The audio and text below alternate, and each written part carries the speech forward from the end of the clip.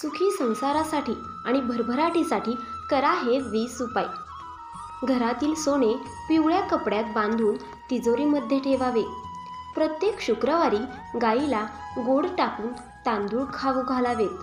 प्रत्येक शुक्रवारी 7 कमळ फुलांवर अत्तर लावून ते मंदिरात देवीला अर्पण करावे।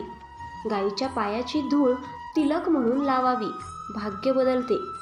महालक्ष्मीचा बीज मंत्र ओम श्रीम नमः रोज 108 वेळा म्हणावा।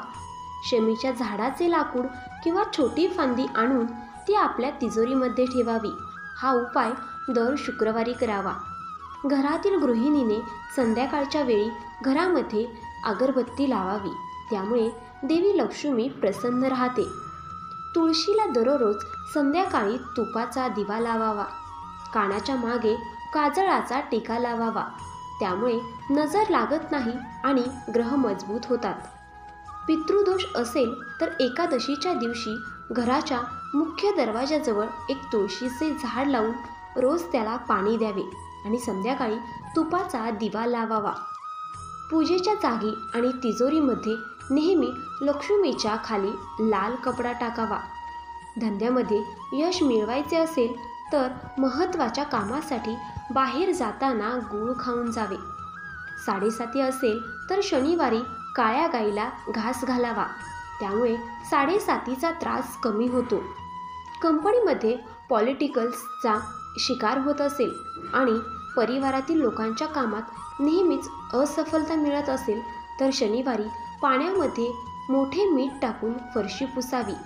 गुलाबाच्या फुलांमध्ये कापूरचा एक तुकडा ठेवावा आणि संध्याकाळी तो कापूर जाळावा आणि त्याची राख लक्ष्मीच्या पायांवर लावावी। हा उपाय रोज करावा, त्यामुळे घरात पैसा येतो।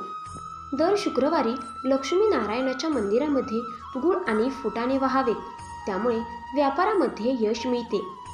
पैशांची तिजोरी नेहमी उत्तरेकडे घडणारी असावी। आपल्याला पाहिजे त्या कामांमध्ये जोपर्यंत यश मिळत नाही तोपर्यंत शुक्रवारी सकाळी घराच्या पश्चिम दिशेला पांढऱ्या कपड्यांमध्ये अख्खे तांदूळ बांधून लटकवून ठेवावेत। हे तांदूळ 1 महिन्याने बदलत राहावे। जुने तांदूळ पाण्यात सोडून द्यावे। आपले काम पूर्ण झाल्यानंतर तांदूळ पाण्यात सोडावे।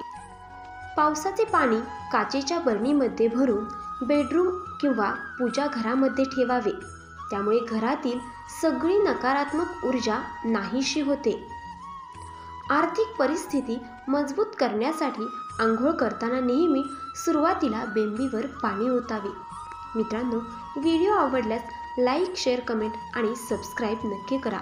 श्री स्वामी समर्थ।